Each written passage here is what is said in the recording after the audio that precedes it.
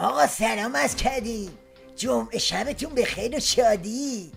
دوستان دیدید عظمای گردن شکسته با چه وضعیتی به صحنه اومد؟ دیدید به اسم دیدار با کارگران چه فلاکتی رو به نمایش گذاشت؟ دیپلماسی آرتوپورت جای خودشو به دیپلماسی التماسی داده بود. آمریکایی‌های غیر قابل اعتماد با اصرار بر تحریم‌های مختلف ایران تلاش می‌کنند با ایجاد ایران هراسی عملاً در راه تعاملات اقتصادی کشور با خارج مانع تراشی کنند. چطور شد؟ تو که تا دیروز میگفتی تحریما فرصتن، میگفتی تحریما باعث قدرت شدن. حالا چی شده که از تحریم مینالی؟ تعاملات اقتصادی و این حرفا رو از کجا آوردی؟ بخشنامه صادر میکنن اما در عمل کاری میکنن که بانک جرئت نکنه بیاد جلو، سرمایه‌دار جرئت نکنه بیاد سرمایه‌دار خارجی سرمایه گذاری کنه. آقا ما نفهمیدیم تو این نظام پسرتی تو ولی فقیهی یا بوق دو سره؟ از هر طرف فوت میکنن یه صدایی از بوق ولایت در میاد. مگه خود 10 بار نگفته بودی باید نگاه ها به داخل باشه؟ مگه نگفته بودی باید اقتصاد مقاومتی باشه؟ حالا چی شده که از دست آمریکا مینالی؟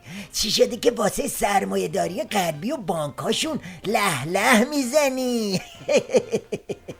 به جامعه کارگری، کارفرمایان و مسئولان دولتی خوشبین هستم، اما واقعیت این است که کار در جاهایی میلنگد و برخی علل و عوامل نمیگذارد تلاش‌ها به نتیجه لازم برسد. مسئولان تلاش کنند و با شناخت و رفع این رخنه‌ها شتاب حرکت پیشرفت کشور را افزایش دهند. بالاخره تو این نظام درب و داغون تو چی کاره ای؟ ولی فقیهی، چغندری، شلغمی؟ والا اگه شلغم بودی میفهمیدی کار از کجا میلنگه. اما الان از بس که داغون و تلس شکسته ای همینم نمیدونی. کارفرما مقصر نیست و مسئولان مربوط در بخش صنعت و تجارت، بانک‌ها، مسئولان بخش فناوری و شرکت‌های دانش بنیان باید به مسئولیت خود عمل کنند. فهمیدم، ولی فقیه نگو، اله کلنگ بگو. مگه همین الان نگفتی هم به کارفرما خوشبینی هم به مسئولان دولتی؟ پس چی شد که در از 1 دقیقه کارفرما خوب شد و معلوم شد مقصر مسئولان دولتی هستن؟ بالاخره میتونی بگی مانع کجاست؟ یک مانعی وجود داره. این مانع کیست؟ آمریکا. با کم و زیادش بنده 100 بار گفتم به این نمیشه اعتماد کرد، به آمریکا نمیشه اعتماد کرد.